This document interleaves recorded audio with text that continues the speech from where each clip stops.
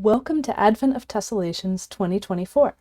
My name is Madonna Yoder, and you're joining hundreds of folders around the world on this 25-day journey into the infinite world of repeating patterns folded from a single sheet of paper. You'll discover many different twists in this challenge, building up to advanced patterns with hybrid hexagon twists. On the 16th day of Advent of Tess, we're going to fold this pattern that I call hazard discs, because it has this radiation hazard symbol on the back. And this is going to use a hybrid hexagon twist. So this is our first hybrid hexagon of the series. It will not be our last. And we are using a 24-fold triangle grid on a hexagon. So as usual, if you would like instructions for the grid and a crease pattern for the pattern we'll be folding, make sure that you're signed up at training.gatheringfolds.com/advent to get those reminder emails and get the option for a course where you can mark these tutorials as read. And the course also lets you see all the years of Advent of Tess in one place. So let's dive in with our hybrid hexagon twist. So with hybrid hexagon twists, the thing to realize is that it's still a hexagon, so it still has 6 pleats, but some of those pleats are acting like they're part of an open hexagon, which when we put it in the center of the paper means that the mountain fold is going one spacing away from the corner, and some of them are acting like a pleat of a closed hexagon, so that mountain fold would be going straight to the corner. With the 3-fold hybrid hexagon that we're folding today, I'll go ahead and mark the center with an A, and my center point is right in the middle there. I'm going to zoom in a bit so we won't necessarily see the corners, but we will see everything relative to that center point. With this one, we're going to have 3 of our mountain folds evenly spaced apart that are going straight in to the center. And the other 3 mountain folds are going to be one space away from the center. So instead of this grid line, it's going to be one space over. And if I rotate that so it's on my right hand side, it's going to be one space above. And I'm being careful here to add in these new mountain folds in the directions that I haven't already drawn closed folds. And one interesting feature of this twist is that these mountain folds that are going around the center are all going to connect up. So effectively, what's going to happen here is that we've got this great big triangle that's going to stay on top, and then all of the corners, and I'm drawing off grid here, but this is the same creases added to the grid that you would see in an open hexagon twist. So these 3 corners are going to end up being tucked underneath. These corners may look like random placement until I add in the valley folds of all of my pleats. And there's going to be a few other small folds that will be on grid lines happening around here, but this is the essence of what's going on. So I'm going to start picking up my folds, and with this mountain fold that's headed straight into the center, I'm laying it down. The valley is coming really until that corner that I drew, the corner of the hexagon, and that's just stopping right there. And I can keep that down on the table as I rotate and grab the next plate. Notice this valley is stopping where it hits the mountain that I already folded, and then continue around alternating whether my fold is coming exactly into the center or one grid spacing away. And this is something that we can see at the edge of the paper too. So if you've folded your grid like mine, where the grid lines are parallel to the edges of the paper, on half of the edges, you'll see the mountain fold coming exactly to the corner of the paper. And on the other half of the edges, you'll see the mountain fold coming one grid spacing away. So now we've got that up, and it's going to rotate around just a little bit and settle into place. The center area is puffed up, kind of like a puffy hexagon star from the open hexagon, but with 3 corners tucked underneath. Then what I'm going to do is I'm either going to use my finger or a bone folder or another tool and take each of these little cushions, and you see how the valley fold is running across them. I'm going to press so that that valley fold is in place. And I can also do that by pinching on either side of a corner at the same time, or getting one and then making sure the other settled as well. And then that's going to basically collapse straight down and settle into place. So that is a 3-fold hybrid hexagon twist. This is the only hybrid hexagon we're doing today. The rest of the twists will be familiar ones. And let's now flip to the opposite side of the paper, our B side. And I'm going to draw the B a little off center. And so we've got these 3 pleats that are coming straight into the center and 3 pleats that are coming one away from the center. What we're going to do for this pattern is those pleats coming all the way into the center, we're going to put open triangle twists, and the other pleats we're going to put closed triangle twists.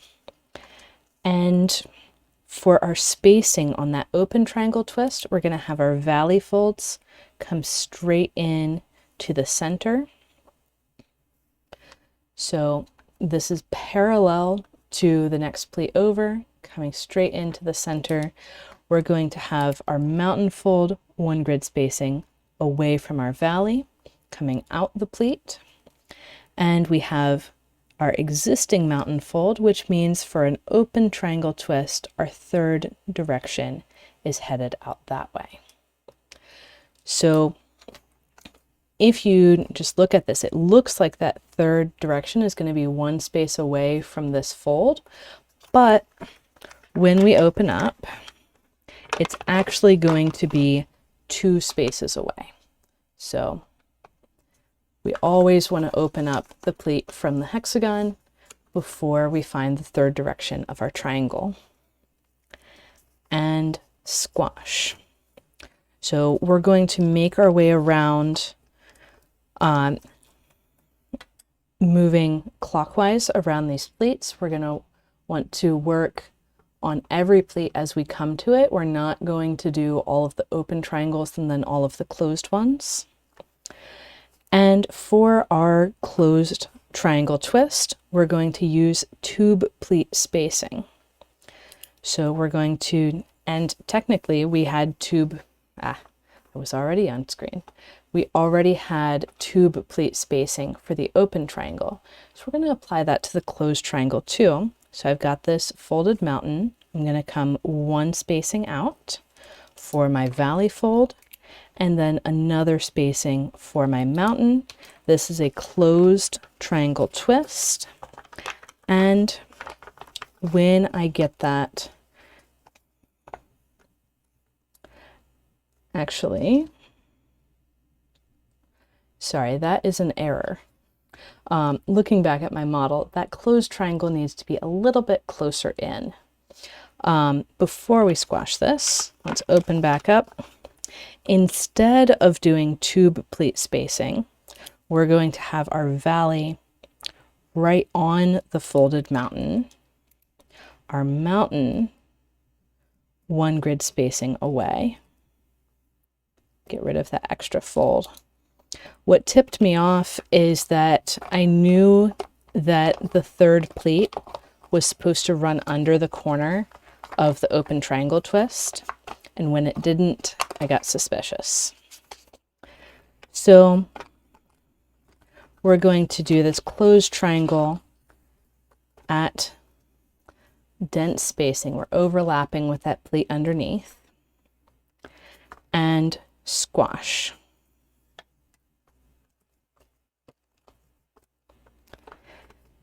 Now, when we rotate, we want to fold our new open triangle. That valley is going to come straight in to the center.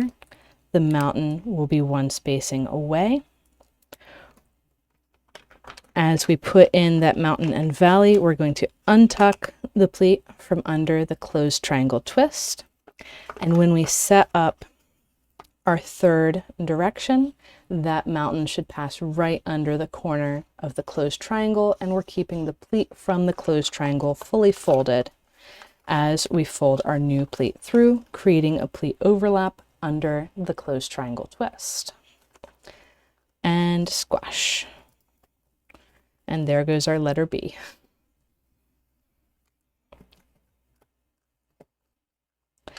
And rotating, we're going to repeat now with the correct spacing, with our closed triangle valley coming right at the folded mountain, and the mountain fold 1 spacing further out, so that when the twist is set up and we run our new pleat out, our new mountain is passing under the corner of the open triangle twist, and we can squash our new twist.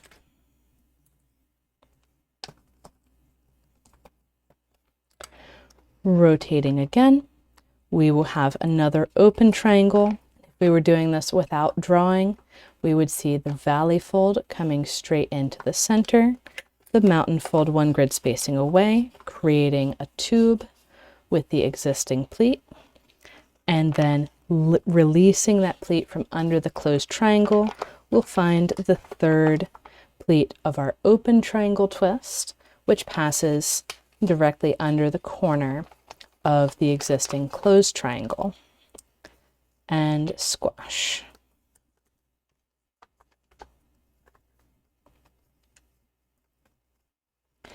Now for our final triangle twist, it's going to be a closed triangle because we already have our 3 opens. We've got 2 closed, so we're going to need another closed one. We can take a look at the existing closed triangles and see they're coming just a little bit out from under the neighboring open triangle.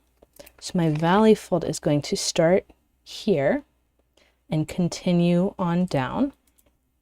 My mountain fold will be 1 grid spacing away.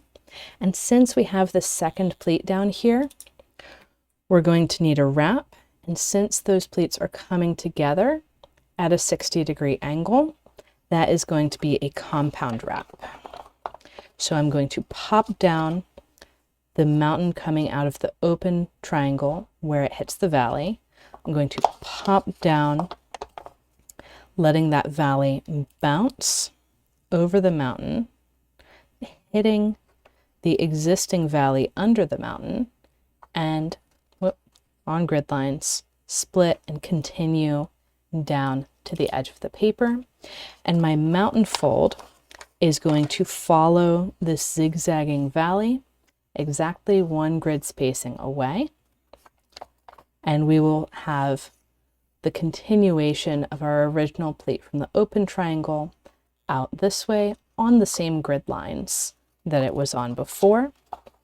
And in order to get that to lay flat, I need to open my pleat coming from the central hybrid twist and put in the third pleat of my new closed triangle twist. So now the compound wrap will fold flat, and I can lay this third pleat down on its valley, and squash the new closed triangle twist. From here, I'm going to flip over to the opposite side of the paper, holding on to my compound wrap. And then in this gap created by the compound wrap, I'm going to put in a open hexagon twist. So because of the order of my overlaps, I can choose to rely on that and say, okay, my central hexagon is sitting right in this corner, but maybe I don't want to rely on that. Maybe I want to say, okay, let's open this up, and then I can see that where these two mountain folds are coming together is a pointy tip of my puffy hexagon star, which means another tip is over here, and you can continue around that hexagon adding tips. And when I put in my new pleat going around the center, that is going to be 2 grid spacings away from the pleat bordering the triangle. So this stage should be really familiar from yesterday. In fact, these steps of putting in these hexagons are exactly the same for this pattern as they were for day 15, Andromeda. So we had the compound wrap, we have the open hexagon making a tube pleat up here and over here and down here. And then to get to the next one, we're moving to this more spacious area. And we're going to use the fact that there's going to be tube pleat spacing between these hexagons.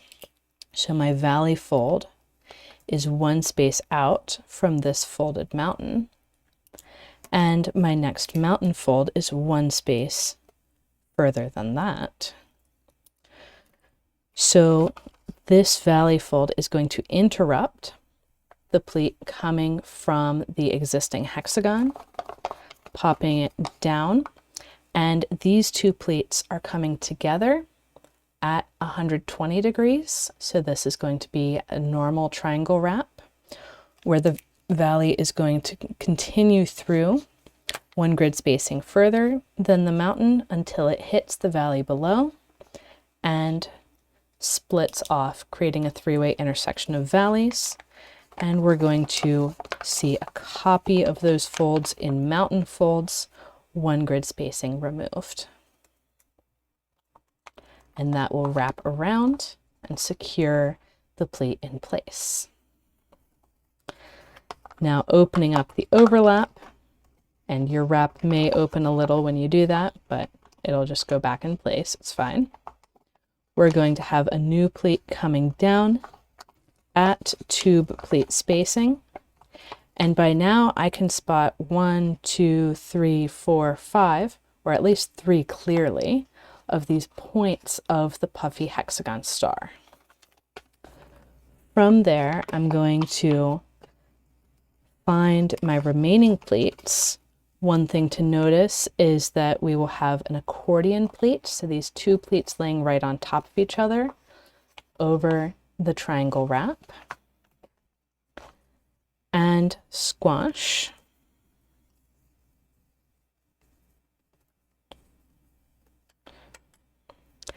And then coming down here, I'll repeat again. So I'm going to have that valley fold coming and impacting 2 grid spaces from the corner of the existing hexagon, popping down and continuing straight through 1 grid spacing past the hexagon to where it, or past the mountain fold to where it reaches the valley fold, where it will split and head out to the edge and wrap around. And we can open up this area of the overlap of these 2 pleats from triangle twists and send our new pleat down, creating a tube around the center.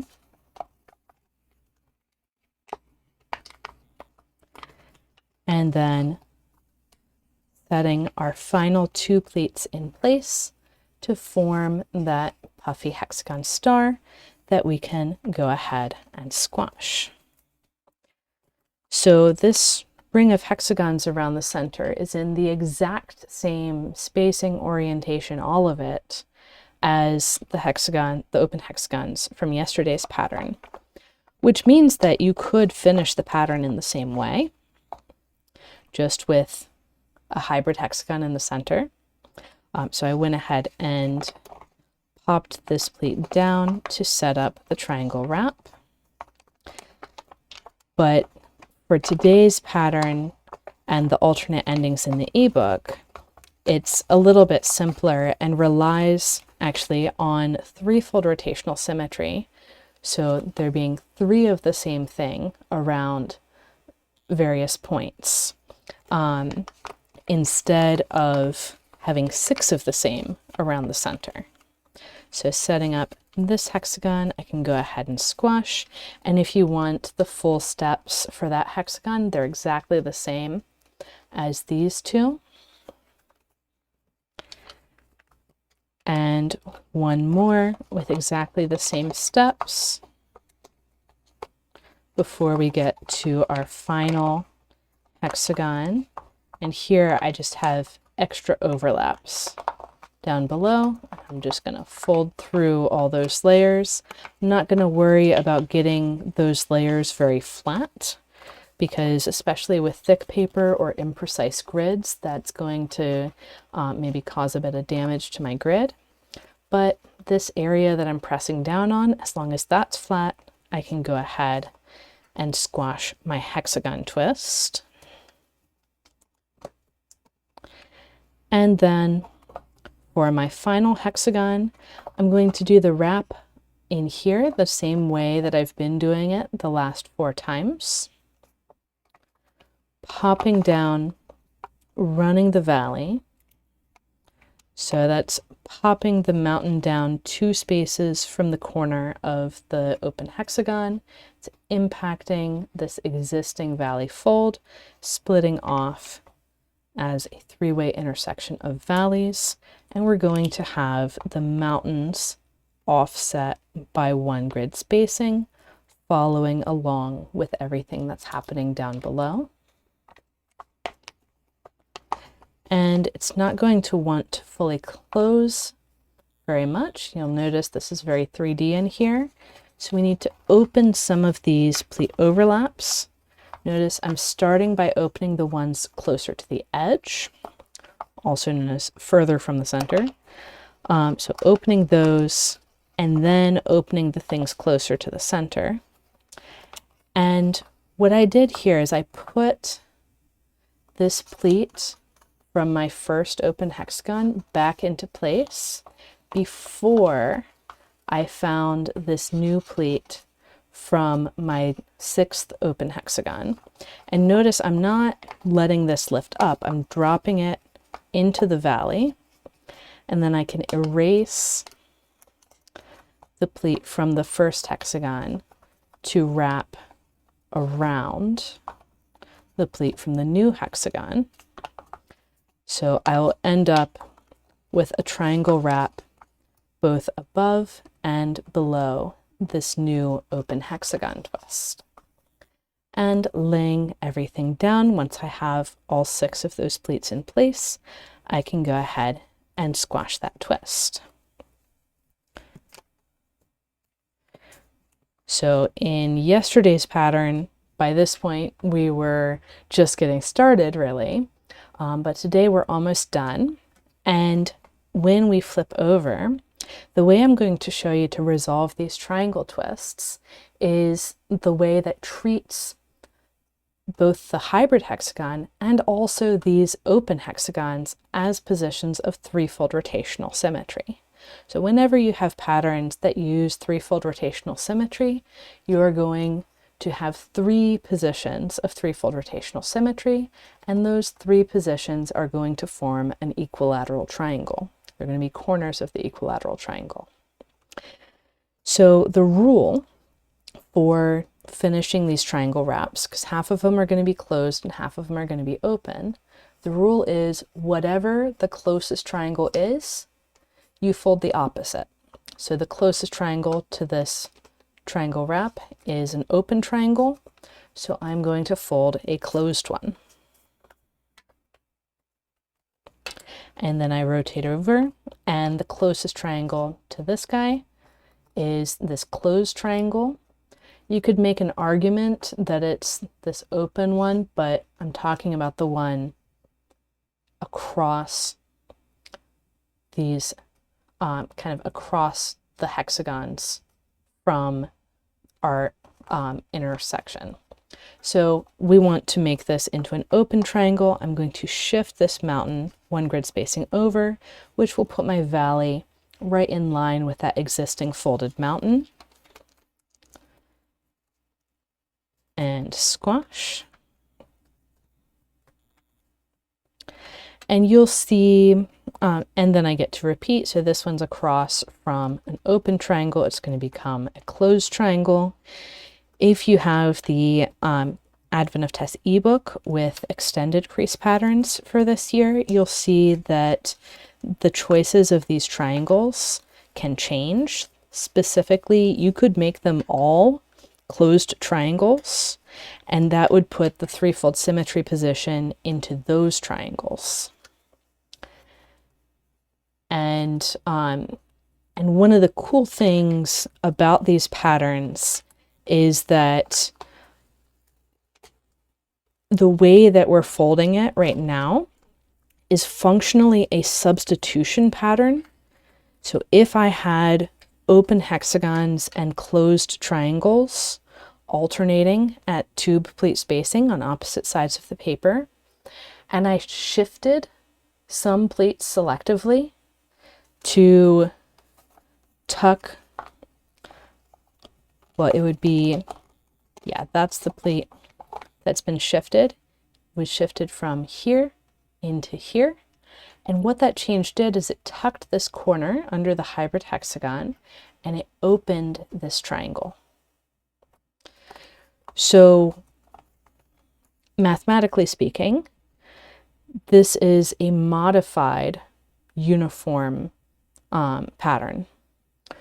So that is hazard discs. If you want to repeat the pattern, looking at these triangles, we would see exactly the same thing for these two triangles. So see, I have these two open hexagons and then the triangle, and then that's feeding into the hybrid hexagon, where up here I likewise have the two open hexagons feeding into the triangle, feeding into the hybrid hexagon. So that's how I like to think about it. Like the things from this side are going to be the same things that happen on this side. And yeah, we'll end up with, with 6 hybrid hexagons going around. And there will be also open hexagons that are filling the gap. So the next ring around the center would be alternating hybrid and open hexagon twists and filling in the triangles to keep this alternating pattern, where the 3 triangles closest to an open triangle are all closed, the 3 triangles closest to a closed triangle are all open. So that's what's going on with hazard discs. I hope you enjoy, and do check out those variations in the Crease Pattern ebook.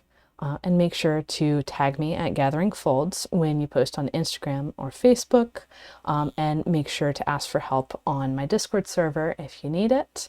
We're always happy to help and encourage and congratulate you when you finish. So happy folding, everyone, and see you for tomorrow's tutorial.